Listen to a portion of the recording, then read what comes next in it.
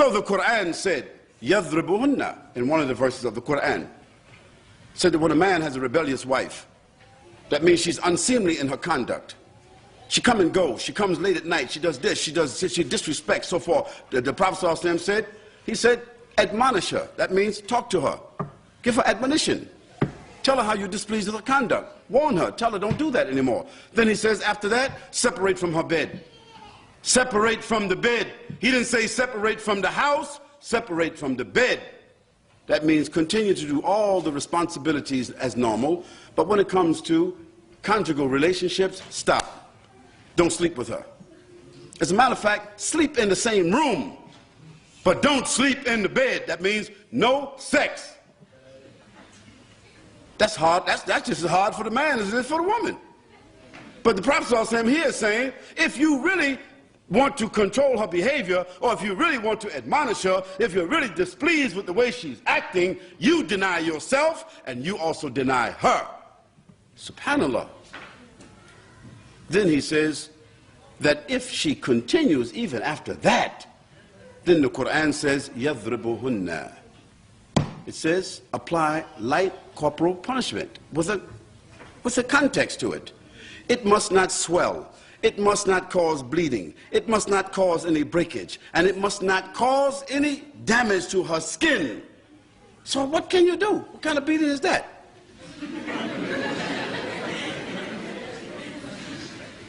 Secondly, it must not be on any one of her parts of her body, okay, which are the sensitive parts of her body. So what kind of, where that could be? In the bottom of her feet? The third thing, the Prophet ﷺ said that if even doing that, hitting her on the leg or tapping her on the shoulders, or if that would cause a worse reaction, don't do that. Look, subhanAllah, the wisdom. Now let's put it in context. In the Arab society in which this Quran came to the Arabs first, did it? Where did it come first? It came to the Arabs first.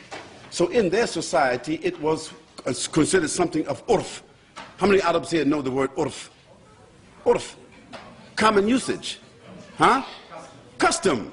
So among the Arabs, this issue, يَضْرِبُهُنَّ, it was consistent with the urf of the Arabs of that day. It was not outside of the context. It was not abnormal. So when Allah said, يَضْرِبُهُنَّ, to them it was something to modify. Because the Arabs in that day, maybe they just take something like this and beat the wife with it. Or maybe in that day, the man, he had something like this here to beat the wife with. See, so Allah subhanahu wa ta'ala is modifying their behavior, and he's saying, يَضْرِبُهُنَّ خَفِيفًا, very light. And the Prophet ﷺ is saying that even in doing it like that, if it's more, if you don't think you can correct her behavior, because she gets even more wilder, more arrogant, more boisterous, even from that, don't even do it. Because today, different reactions could happen. If a man separates from the bed, the woman, she might get crazy. If he touch her, she might get more crazy. She might pull out a gun and shoot him. Or she might wait till he go to sleep and do something that other lady did.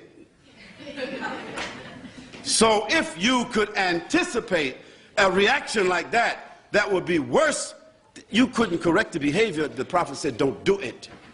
And let's look at the life of the Prophet ﷺ himself. The Messenger of Allah ﷺ, throughout his entire life, he never even struck an animal. Is it true? The Prophet ﷺ never struck an animal.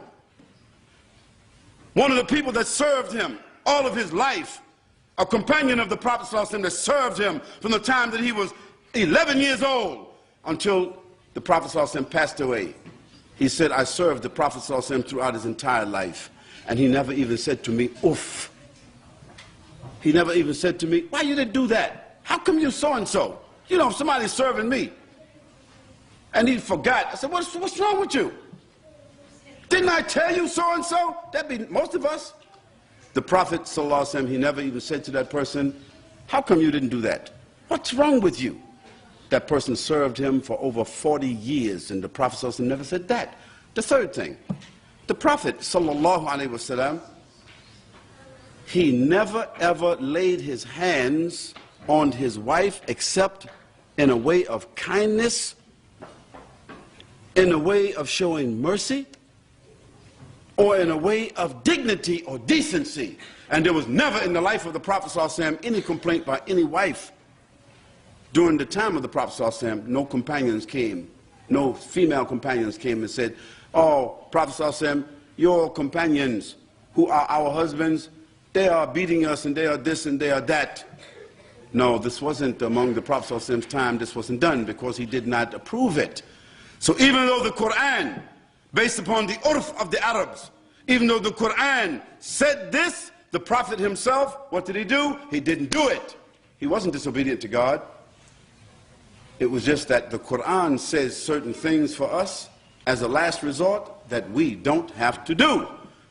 Allah said in the Quran regarding the women, plural marriage, he says, Mathna aw thulatha aw ruba'. He says 2, 3, or 4. Yes. There's a wisdom behind it. You women wouldn't say there's no wisdom behind it, but there's a wisdom behind it.